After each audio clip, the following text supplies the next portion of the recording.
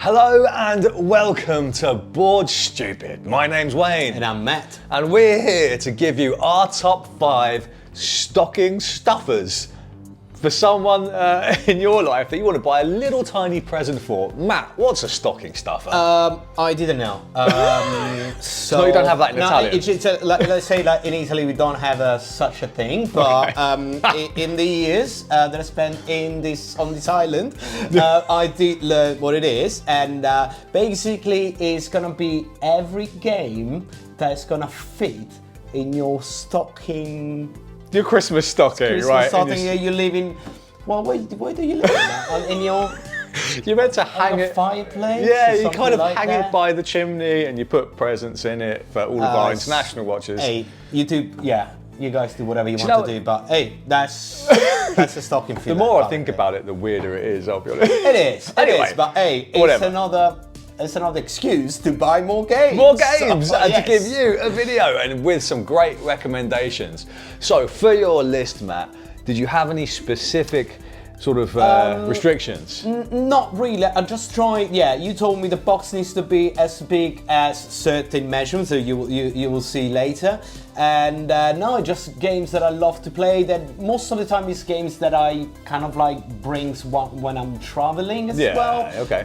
They kind of like fit the same purpose because they're small boxes. I try like different style of games, so that was my idea for this top 5 list. Absolutely. So small form factor was one of them. I initially went with okay, all of them have got to be less than £30 because you can't have like a £200 game in the stocking stuff. Well, I don't care what you do with your money. You might want to do that. That's fine. But so for me, it was less than 13. In fact, I've got all of mine at less than £15, with only one of them breaking that limit. So without further ado, should we get into the top 5s? Yeah, let's start. Let's get into the top 5s. My number 5 is this little fella here, Bandido, from the guys at Helvetic. Bandido. It's pretty simple tile placement games where you're trying to prevent some bandidos from escaping prison. The bandidos are trying to dig tunnels, and you basically build these tunnels during your tile placement, and you basically simply trying to stop this. So you work together with the rest of the team to strategically trying to block the paths of the jailbreakers. Sounds super smart.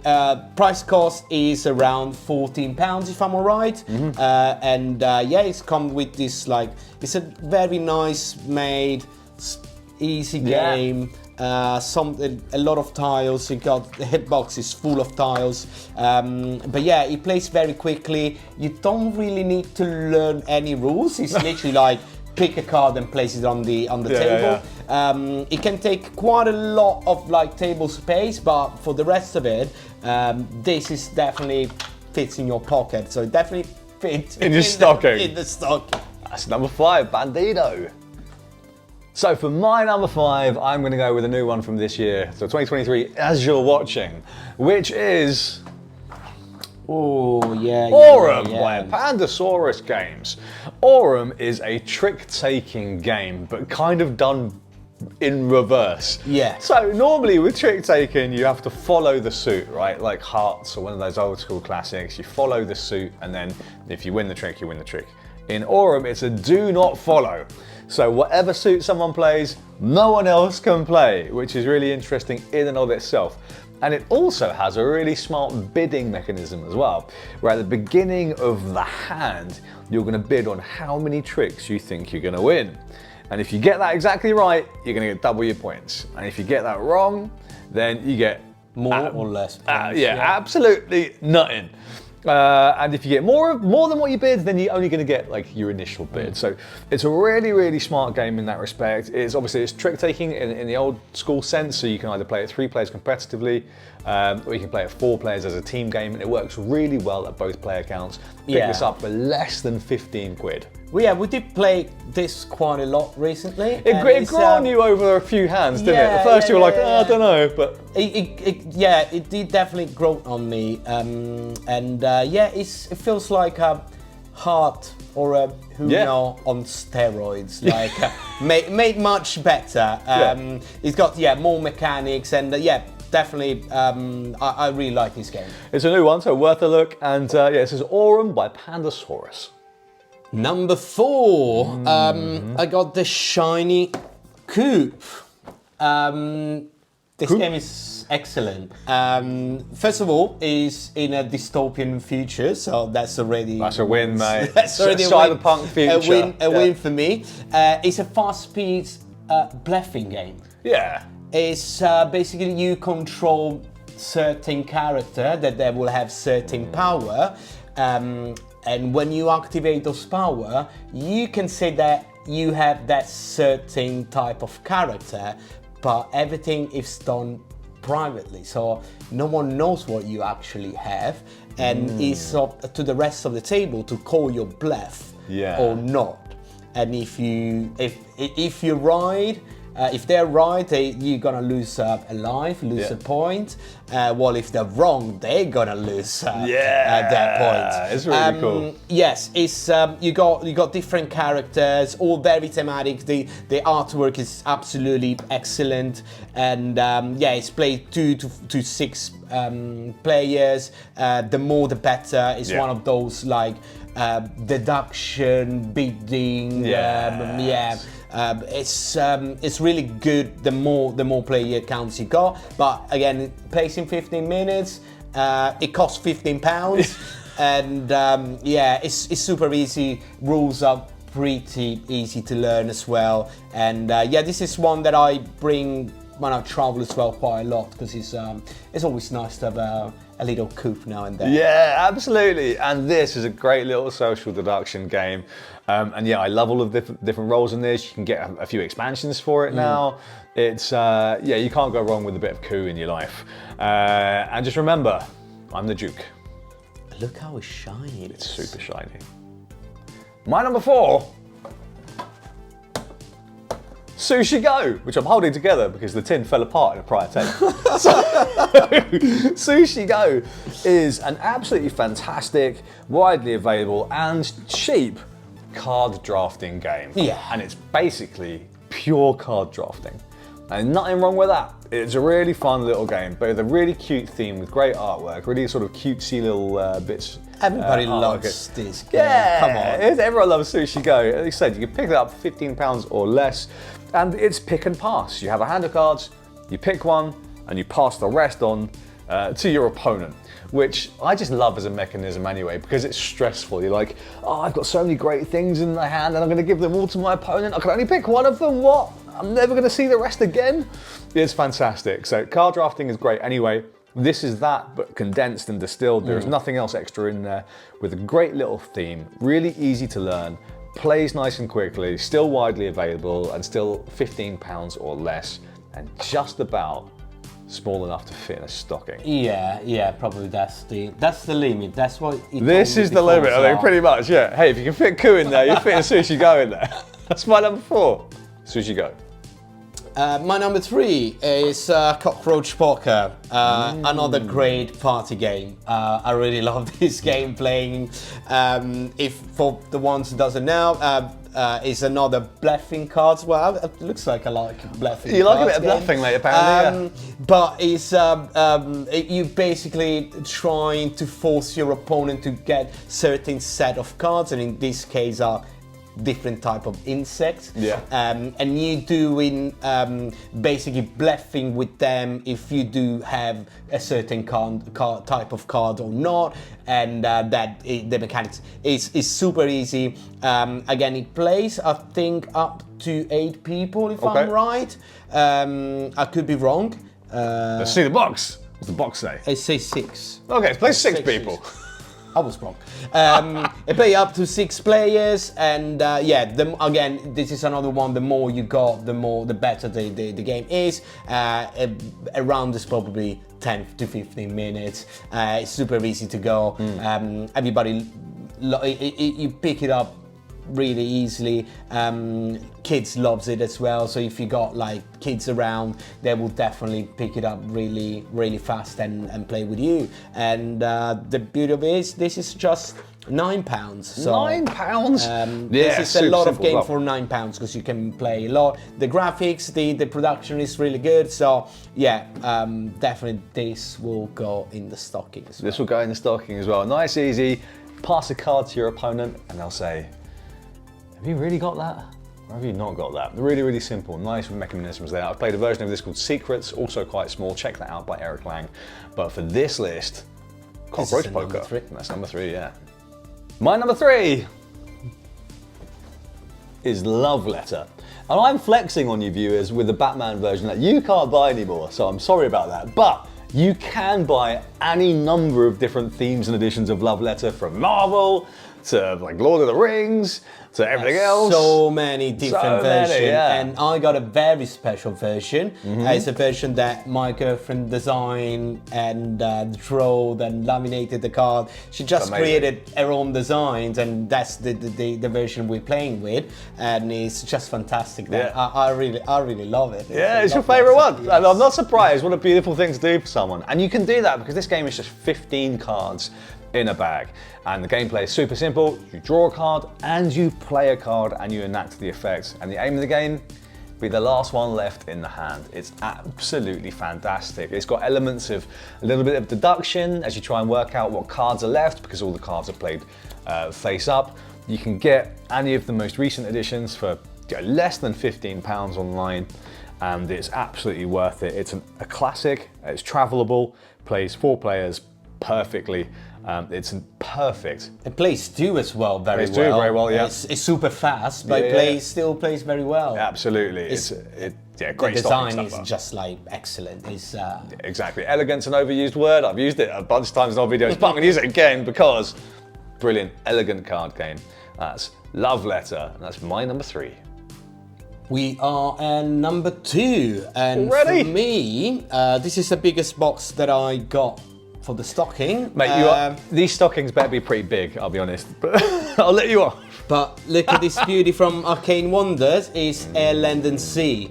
Land and Sea is a fantastic 2-player tactical card games.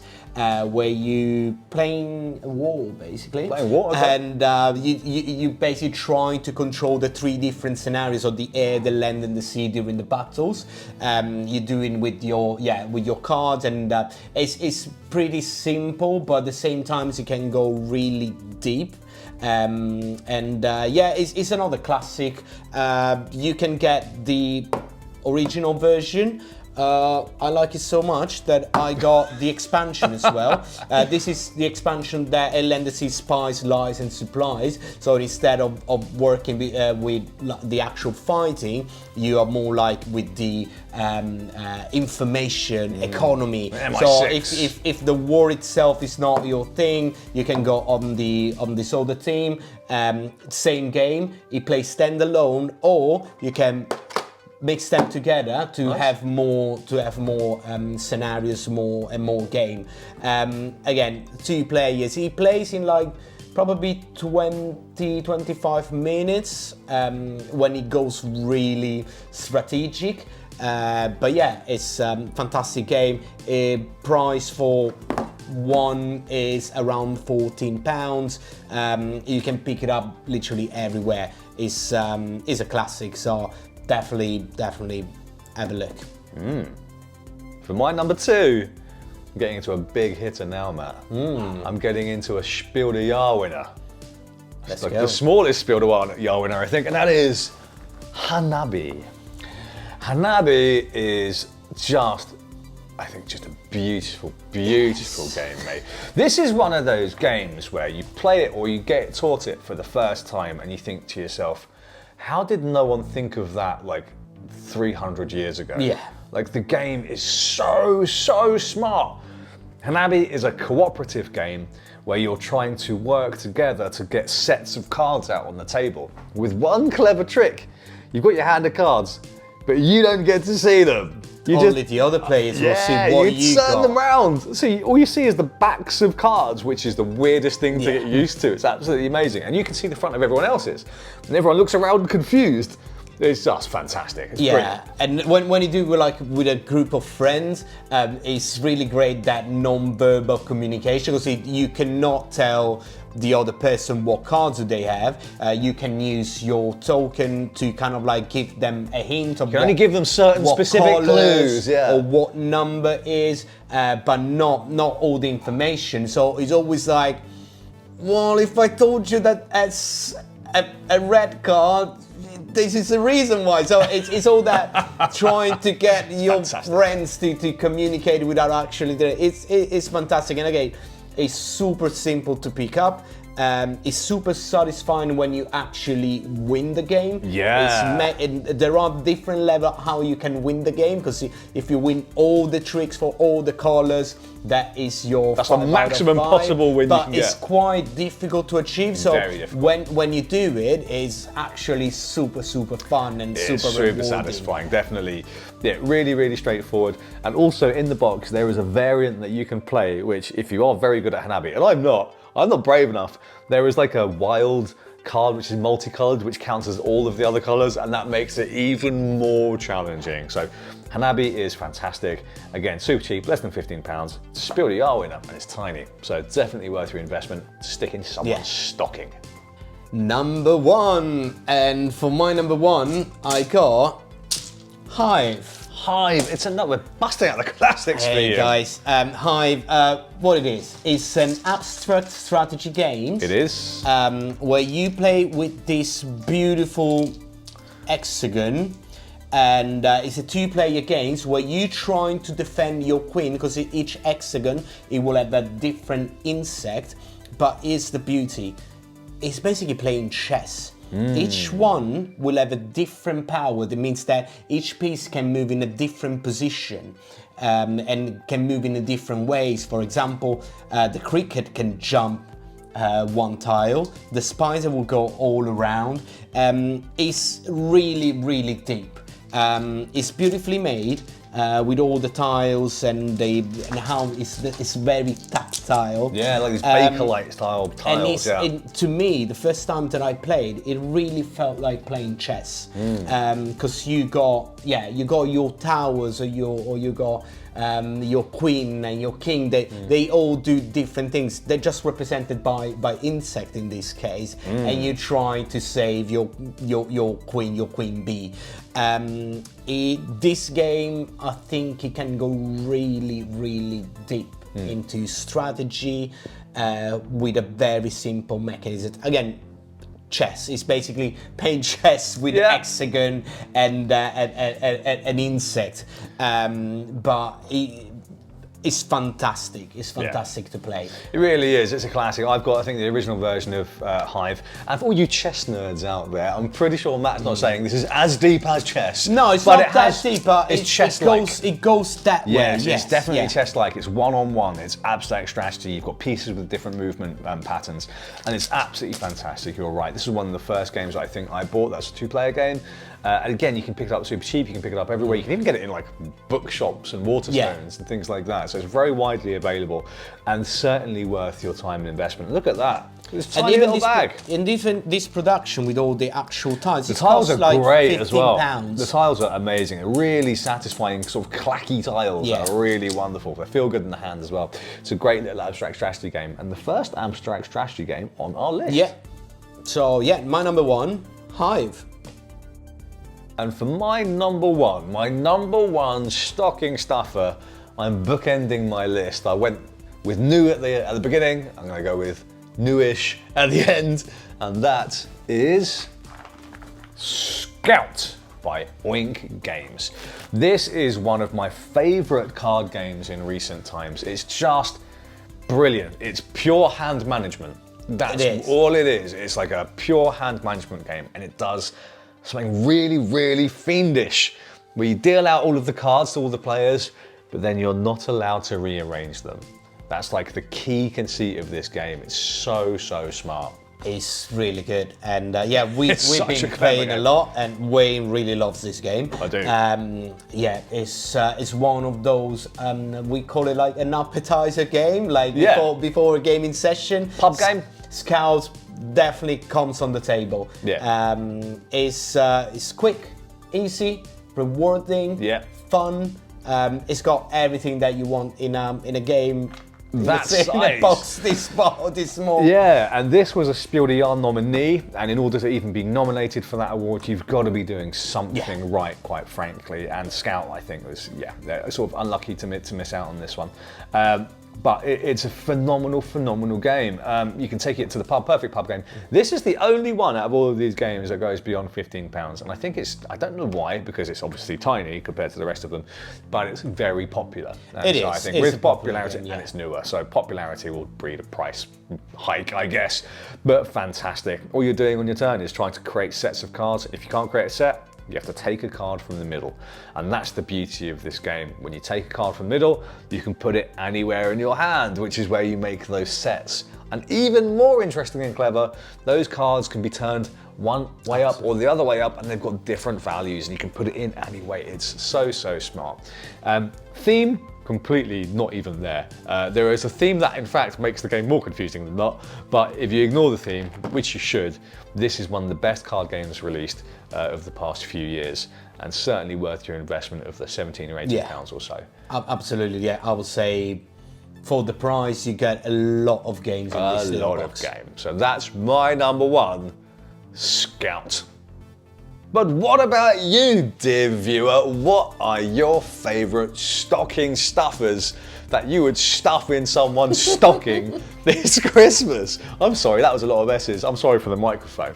But yeah, who and what? Sorry, not who. What would you buy for someone this Christmas? Let us know in the comments below. What games did we miss? And here's your challenge. They must be small and they must be cheap. And if you liked this video, please make sure to give us a big thumbs up. Subscribe. I think it's this side No, now. it's this side. Is it that side? I think it's this side. Okay. It's one of these sides. It's this side. I'm going to learn one of these days. Yeah, subscribe for more, and we'll catch you again real soon. Thanks for watching. Ciao.